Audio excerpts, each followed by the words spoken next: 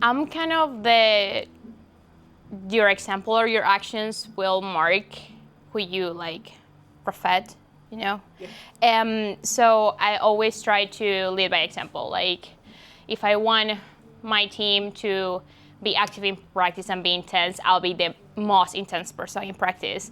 You know, I'll be cheering them up because if I want to be cheered up, like, you know, you have to do that with them. But I also understand that there's different athletes, so what works for me might not work for other girls. So I'm also very mindful of that, but I would say I'm very, I don't want to say aggressive, but I'm very kind of like over the top.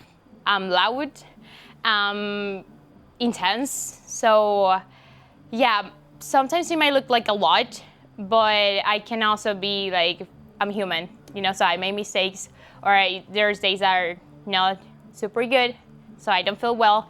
But yeah, I just want everyone to be their best version, because I have leaders through my life who were tough, but I'm so glad they were, because they believe in me. So I think when people believe in you, they are sometimes tough to you, and at the beginning you're like, oh my gosh, this is so much to do.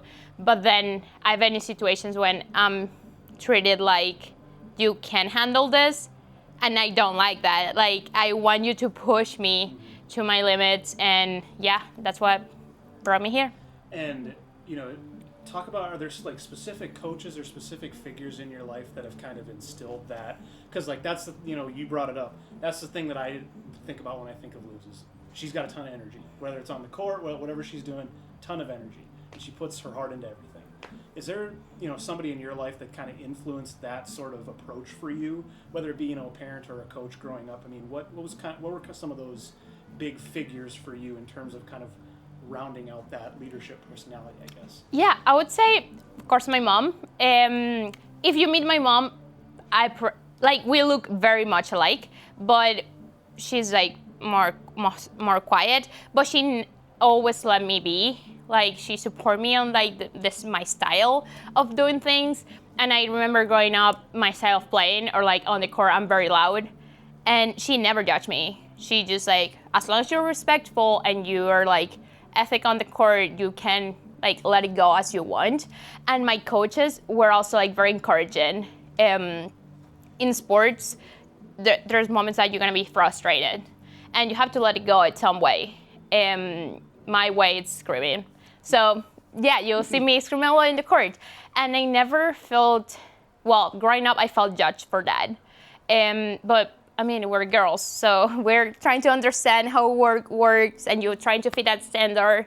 And luckily, I never had someone like as a role model, like coach or mom, parents, that tell me like what you're doing is wrong, or like you shouldn't be doing this, because it's just who I am. It's my personality. So even here, like, I get jokes of like, oh, you were very loud. Like, I was listening to you from the farthest court. And it's just kind of a joke, but he embraced my style. And, you brought up a good point of like, it's almost like sometimes, whether it be coaches, whether it be officials, whatever, they want you to fit into a certain box, right? I mean, I'd like to ask you just kind of, how do you navigate like those stereotypes? Because there's so many stereotypes in women's athletics that I think are still prevalent and are still, for some godforsaken reasons, still around and they don't need to be. Like, this is 2026, we shouldn't be having stereotypes regardless of gender. How do you navigate those? Like you said, people might be looking down on you like, okay, you're a little bit louder than player A. How do you kind of overcome those stereotypes and say, put them by the wayside a little bit and just kind of be loose? I think I don't like to compare myself with men, but I totally feel if a man's being loud, or if a man is breaking a racket or like screaming to an official, he will be like, oh, he's really into it. But if I do it, I'll be look like she's crazy. She's going for some hormonal like disorder or something. So I just make a stand for myself and don't care about who others might think, because if I'm standing by my rights, the rules of like what I need to have, you know. I'm not scared, or I won't think twice to ask for it.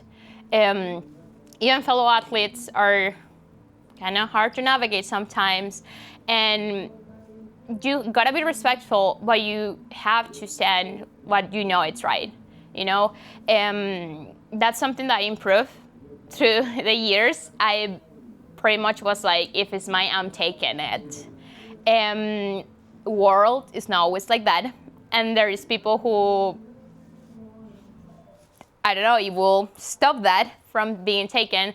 But as long as I'm being true to myself, to my values, and to the sport, I'm gonna stand for what I think is right. And I'm curious to hear your answer on this because you have such a different take on it being an international student athlete. How have you handled, as a leader and as a team captain, how have you handled adversity? Whether it be, on the court, maybe maybe it's a tough match on it, whether it's singles or doubles or what have you, or even stuff in the classroom. I know there's this transition period that takes place, and it's even magnified even greater for an international student athlete. How have you kind of navigated that adversity, being an international student athlete, coming to the United States and competing at a high level? I mean, everybody faces adversity, but I feel like, I don't want to say international student athletes are a little bit behind the eight ball, but there's more transition that goes on in your college journey compared to somebody who's born in the United States. How do you kind of navigate the adversity of that? Yeah, there's definitely more layers to it. I've been lucky enough to have a great system of support from my teammates to coaches to like staff, athletic staff, trainers, professors, all that. I would say sports, it's an outlet. It's a really powerful outlet. Like, people don't realize it enough, and I think it's really hard to explain to someone who has never played sports. When I'm on the court, I just think about the ball. I want to hear in the most perfect way, in the way I want it, where I want it, and that feeling, it just teletransports me. Like, it could be happening like 1,000 things in the world or in my normal life right now, but if I'm in a match, all I care about is winning it, for me, for the team. And even in practice, like, practice is sometimes tough.